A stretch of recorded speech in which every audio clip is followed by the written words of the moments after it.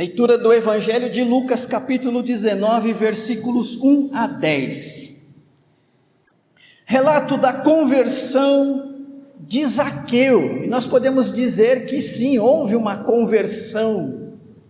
Nós usamos esse termo conversão para dizer de uma pessoa que prosseguia, vivia, dava direção à sua vida, digamos assim, de costas para Deus, se afastando de Deus, se envolvendo no pecado, nas trevas, vivendo uma vida apenas da sua humanidade natural. Essa pessoa que estava nesta direção, uma direção contrária então a Deus, e ela que volta, vira-se, passa agora a caminhar na direção de Deus, no caminho de Deus.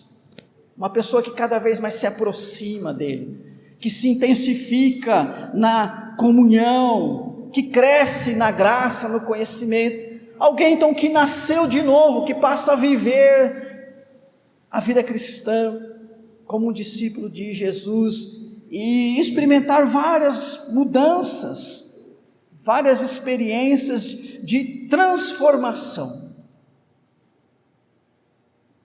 Zaqueu teve essa experiência de todos nós. Alguns sentiram essa experiência de uma maneira diferente de outros.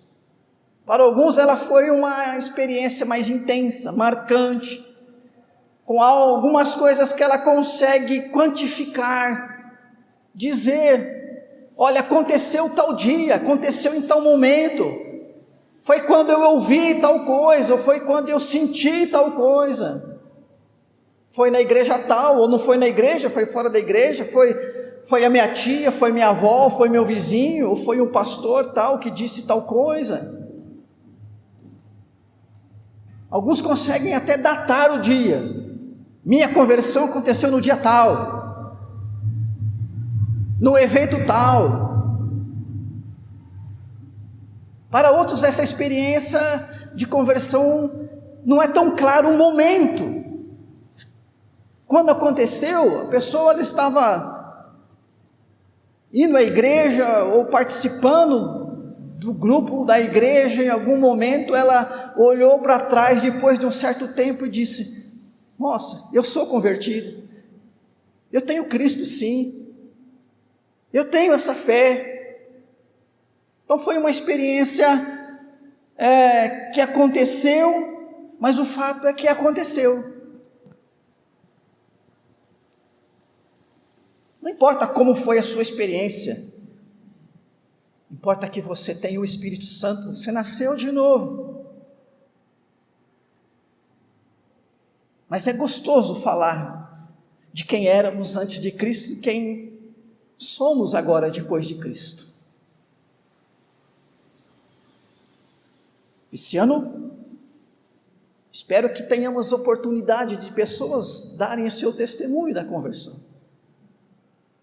Você gostaria de fazer isso? Será que se dermos oportunidade, você participaria dando um testemunho? Tenho certeza que alguns vão sim, queridos, e queremos ouvi-lo. Queremos que você conte a sua história, não importa como ela seja. E a história de Zaqueu, uma história muito interessante, porque ele era um publicano, e aqui diz que ele era rico.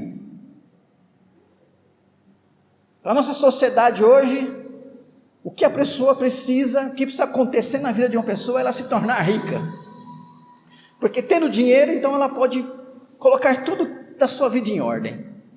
É claro, irmãos e irmãs, as pessoas mais espertas, mais esclarecidas, sabem que isso não é verdade. Sabe que há certas coisas que tornam as pessoas infelizes que não têm a ver com o seu poder aquisitivo, com o seu status social. Mas podemos dizer que sim, há um grupo majoritário da sociedade que acha que a sua felicidade, a sua experiência de uma vida satisfeita vai acontecer se ela se tornar milionária.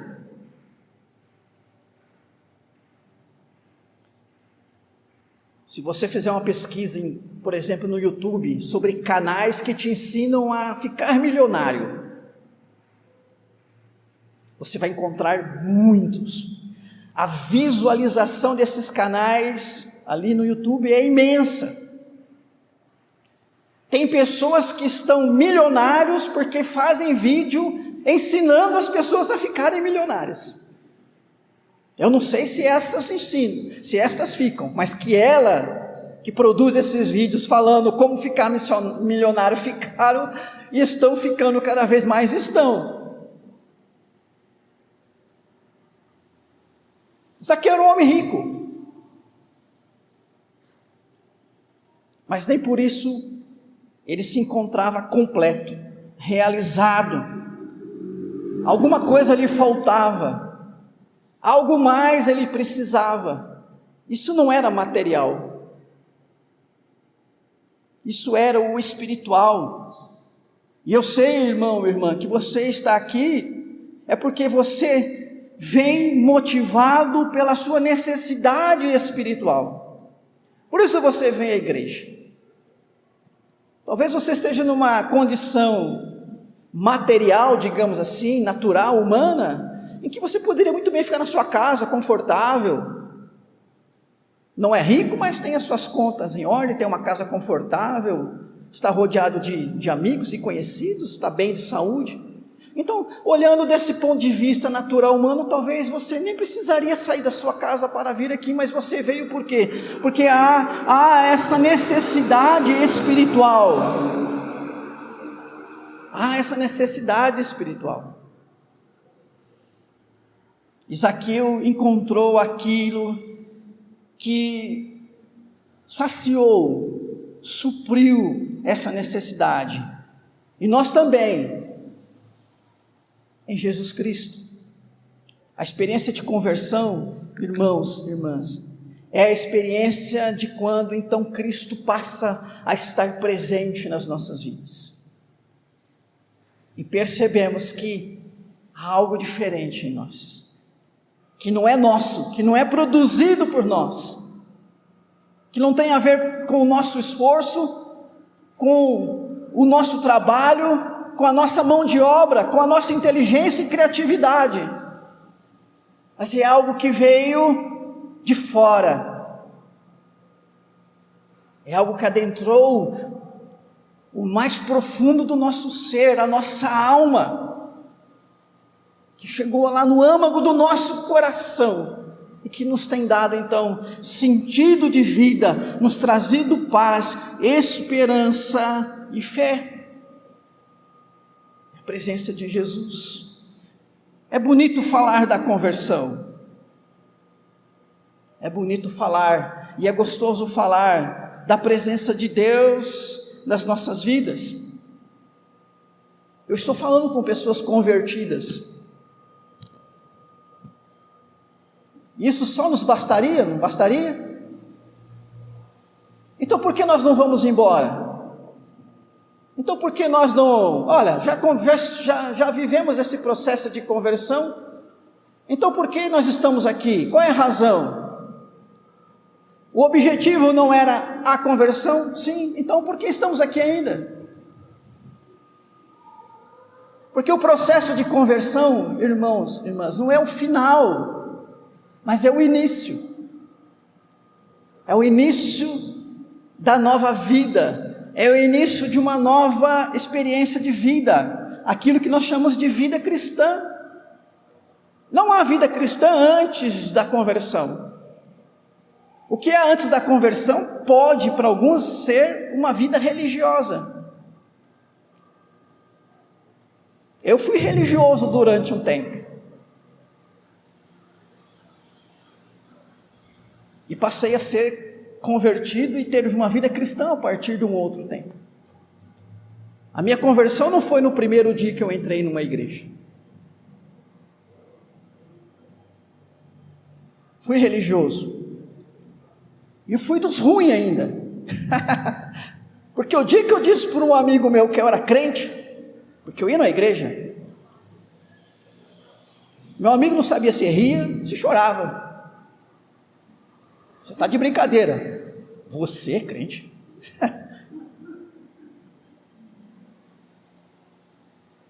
Esperava uma vida diferente, né? Esperava que eu fosse diferente, de fato. De fato. Até aquele momento eu era um religioso. E eu envergonhei o Evangelho. Eu envergonhei a igreja. Eu envergonhei meus pais ao falar que eu era crente. Eu devia ter falado: eu vou à igreja, mas não sou crente. Eu sou religioso, mas não sou crente. Bom, no meu tempo falava crente. Hoje fala evangélico, sei lá o que está falando hoje mais. Meu tempo era crente. Não é isso? Sou crente.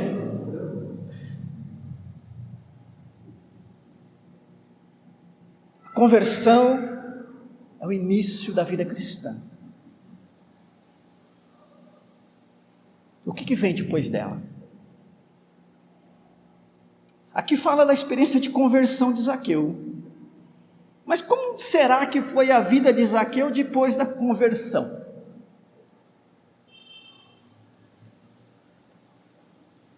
Como será que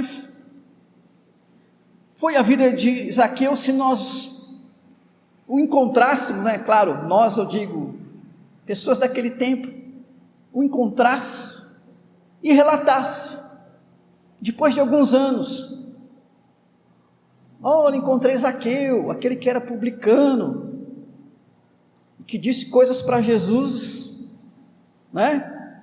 Coisas além da lógica natural, ou além da lógica previsível. Mas ele está assim, aí não sei, nós não temos essa informação, né? Mas como houve uma verdadeira conversão, queridos irmãos e irmãs, porque Jesus está dizendo aqui: hoje houve salvação nesta casa, e Jesus não abandona os seus, e quem é de Jesus, ele tem os seus períodos, né, mais difíceis, seus períodos de grande prova, e às vezes de grande desânimo, mas ele levanta de novo. A palavra diz: o justo cai 7 vezes Deus o levanta, não é isso?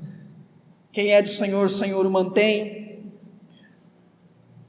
Podemos esperar e com certeza de que Zaqueu passou a ter uma vida diferente. A vida depois da conversão é a nossa vida hoje. Então a minha mensagem hoje não é para você se converter. Eu estou presumindo que os que estão aqui são convertidos. Mas e agora? Como deve ser a minha vida depois da conversão? Como deve ser a minha vida no ano de 2023? Nós temos praticamente 360 dias pela frente. Quase mais de 50 semanas, né? Praticamente o ano todo, só passou uma semana só. Então, digamos assim, nós temos um ano todo pela frente. Como é que vai ser a nossa vida? Então, irmãos e irmãs, eu quero tirar alguns pontos aqui do texto, bem rápido, né? Primeiro, a vida cristã depois da conversão, que diante dos obstáculos diários à comunhão com Deus, busquemos com perseverança a superação dos mesmos. Versículos 3 e 4 diz que Zaqueu procurava ver quem era Jesus, e Jesus sempre estava rodeado por uma multidão. Eu imagino que naturalmente, ou normalmente, comumente, era difícil para as pessoas chegarem perto de Jesus. Talvez os mais altos, os mais fortes, os mais influentes, os de mais autoridade chegavam mais fácil. Mas imagine, multidões cercando Jesus. Agora você imagina um homem que já não era muito bem aceito, né? Porque os judeus não aceitavam bem os publicanos. E ainda um homem de pequena estatura. Então, para ele poder ver Jesus, ele tinha que estar lá na linha de frente mesmo. Próprio das pessoas que são baixas, né? Tem que chegar lá na frente se quiser ver. Zaqueu queria conhecer Jesus, queria ver Jesus, mas havia obstáculos. E então, o que ele faz? Se eu não posso chegar lá na frente, se eu não consigo enxergar daqui, eu tenho que ficar mais alto. E ele então sobe lá numa espécie de árvore e fica mais alto e vê Jesus, e Jesus vê. Surgiu um obstáculo. Esse obstáculo foi superado. Zaqueu lidou com isso, encontrou um caminho, encontrou um jeito. Queridos irmãos e irmãs, eu quero falar para vocês que da parte do diabo e do mundo, você não vai ter nada que favoreça sua comunhão com Deus, sua vida devocional, seu tempo de oração, sua frequência na igreja, seu envolvimento com os ministérios da igreja. Espere um ano de dificuldades à fé. Espere lutas. A nossa própria natureza pecaminosa já é um grande desafio para todos nós, não é isso? Mas vai ser sim. Você vai ter que lidar com dificuldades relacionadas ao seu tempo. Vai sofrer pressão de amigos, familiares. Você vai ter os seus compromissos da casa. Obstáculos vão se levantar para tentar te afastar ou te limitar de uma vida de comunhão com o Senhor. Você fez planos de crescer espiritualmente em 2023? Faça isso, pode fazer. Coloque isso em oração, coloque isso como uma meta. Mas vai ter que suar. Vai ter que suar, vai ter que se esforçar.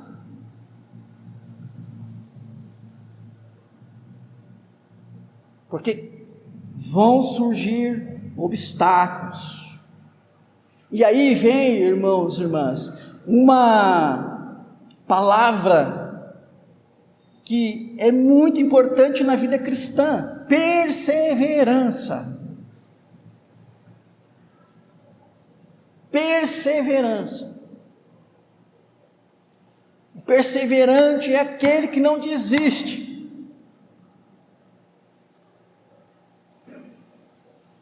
É aquele que permanece,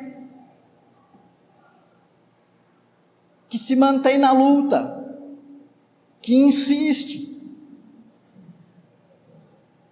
Perseverante é aquele que luta contra si mesmo.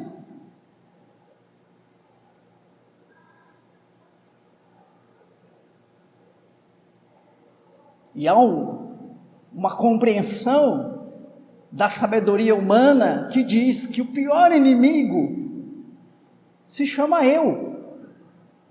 Nós somos aquele que pode trazer mais dificuldades para si mesmo. O perseverante é aquele que luta contra si mesmo,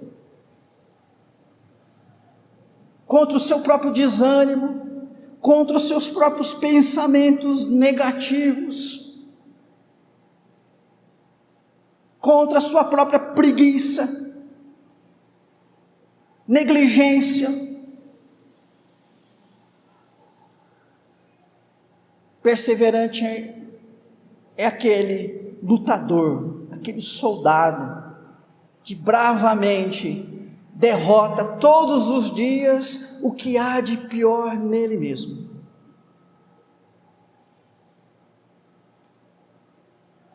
Zaqueu não desistiu. E foi porque também você não desistiu de ouvir a mensagem, de procurar entender a palavra de Deus, que você passou por essa experiência de conversão.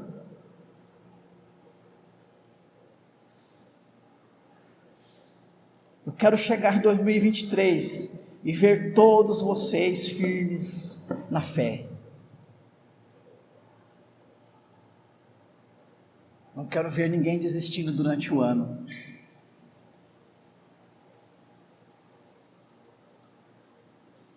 independente das circunstâncias. E isso só vai acontecer, não se eu, pastor Alexandre, um ser humano, puder fazer alguma coisa.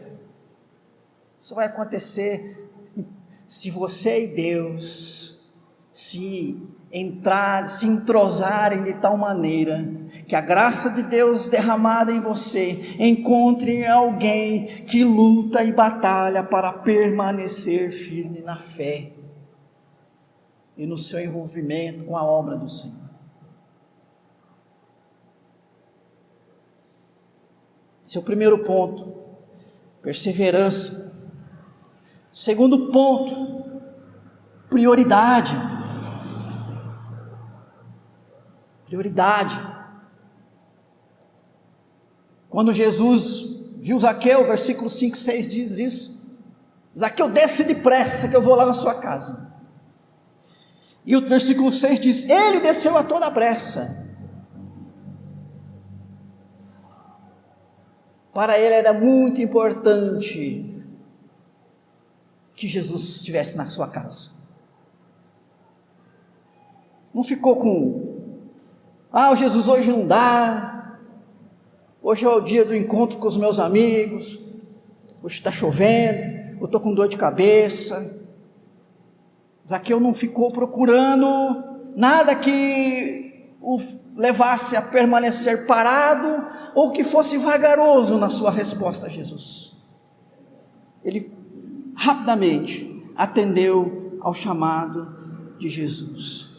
Quando as coisas são prioridades, irmãos e irmãs, elas estão lá no topo, estão entre as primeiras coisas que nós valorizamos e buscamos.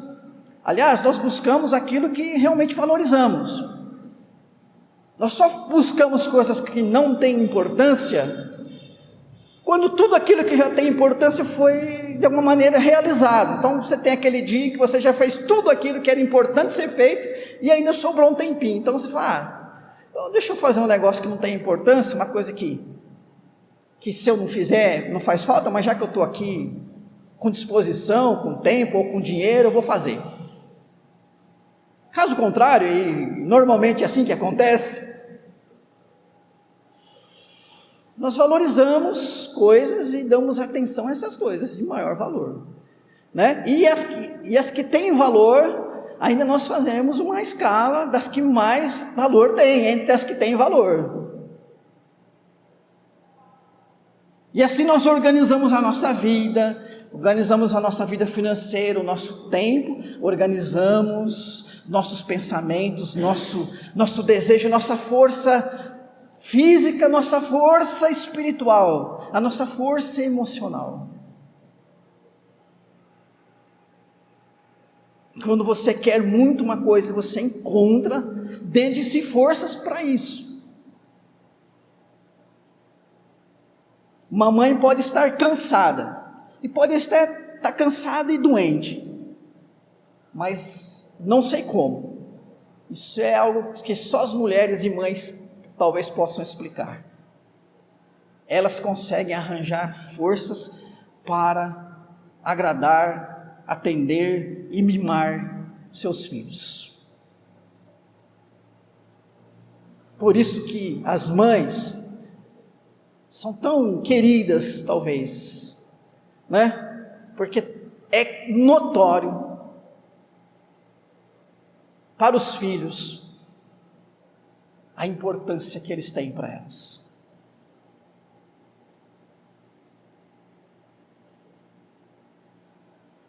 Elas fazem tudo o que podem e o que não podem por eles, não é isso?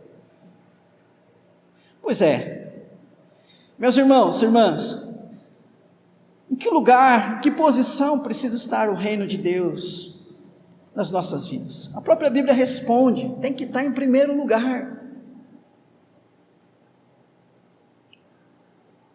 Mateus 6,33, não é isso que diz lá? Busque em primeiro lugar o reino de Deus, a sua justiça.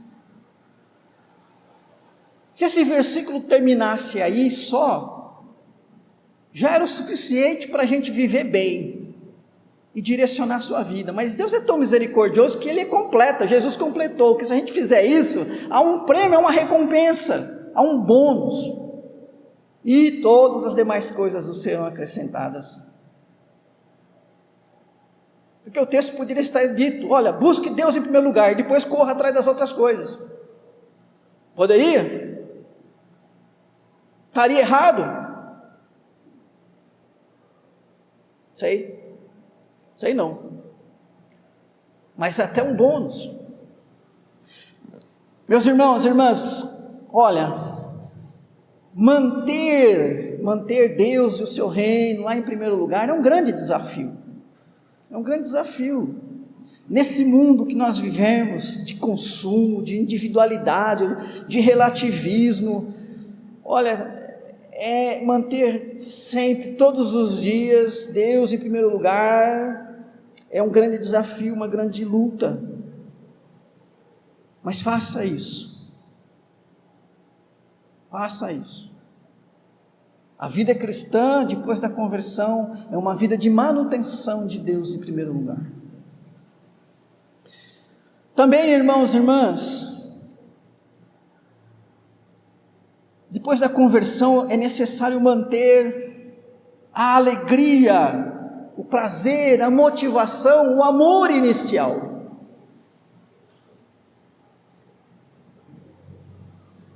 O relato da conversão costuma ser tão envolvente, porque é um relato de alegria, não é?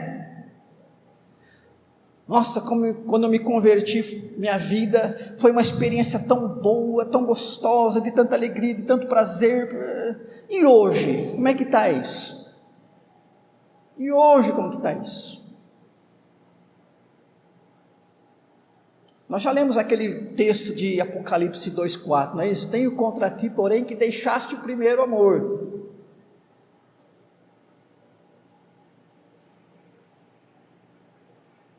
É um texto que está dizendo para aqueles crentes de Éfeso, de que aquela motivação inicial, dos primeiros anos da vida cristã, já não era a mesma. Aquele fervor havia se arrefecido. Você de manhã esquenta água para fazer café, acho que quase todo mundo faz isso, e você deixa o fogo ali e a água ferve, daí vem fervor, né? Aí ferveu, você desliga para passar o café.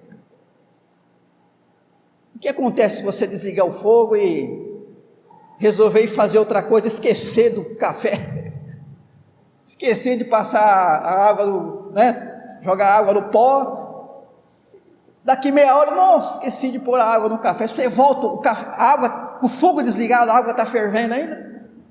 Não, né? Pode estar morninha, mas não está fervendo.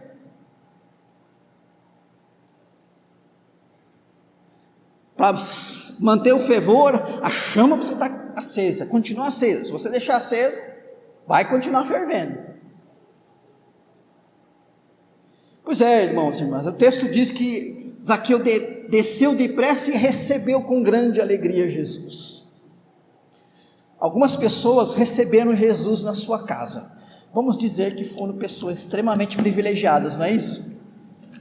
Lá no céu a gente vai poder encontrar essas pessoas e perguntar, né? Não sei quantas, o texto relata algumas, mas a gente não sabe quantas mesmo. E aí, como é que foi? O que vocês conversaram? Como é que foi, né?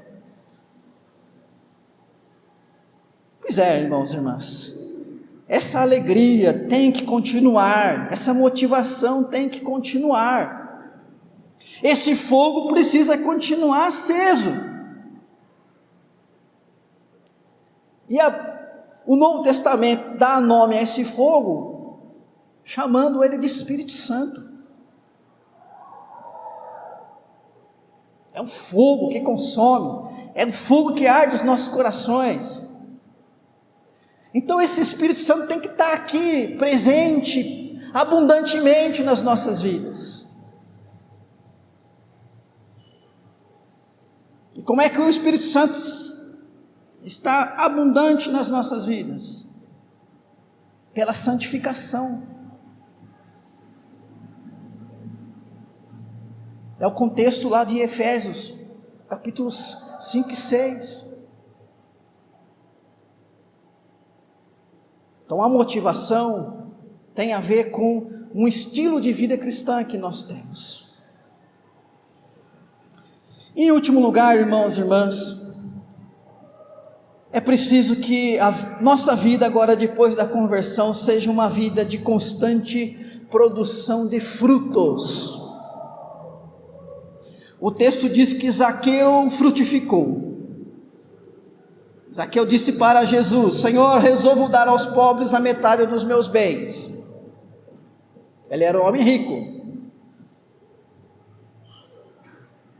Vou dar a metade aos pobres. E mais, se eu defraudei alguém em alguma coisa, e é muito provável que sim, porque os publicanos enriqueciam, porque eles cobravam imposto além do necessário, ficavam com essa parte a mais para eles. Por isso enriqueciam tanto. Se eu defraudei alguém, restituo 4 vezes mais. Interessante, irmãos e irmãs, que lá em Levítico, ou a lei levítica diz que em caso de roubo, de alguém roubar de uma outra pessoa, ela teria que devolver aquilo com 20% de acréscimo, 1/5. Devolve o que você roubou mais 1/5. Eu lamento que isso não exista hoje na nossa lei. O sujeito roubou, gastou, é processado, tá? Mas você que foi roubado, não tem de volta o que é seu. Se já tivesse de volta o que é seu, estava bom. Mas a lei diz que você tem que devolve e com 1/5, 20% de acréscimo. Essa é a lei judaica. Interessante que Zaqueu se apega na lei romana. A lei romana é que dizia que diante do roubo deve-se devolver 4 vezes mais do que foi roubado. Mais rigorosa, muito mais rigorosa, não é isso? Pois Zaqueu ele não escolhe a lei mais branda. Ele conhecia as 2 leis. Ele vai para aquela que é mais rigorosa. Ele vai para aquela que não era nem necessária. Se ele dissesse: eu como um homem que vivo aqui entre judeus, eu que agora fui convertido, eu que agora entendo e quero viver com esse Deus, o Deus dos judeus aqui no meu coração, quero cumprir a lei. Zaqueu vai além disso. Nós já tivemos uma mensagem no ano passado, não muito tempo atrás, sobre fazer somente o que é de nossa obrigação e fazer mais, não é isso? Frutificar é ir além daquilo que é próprio da nossa obrigação, fazer mais do que isso.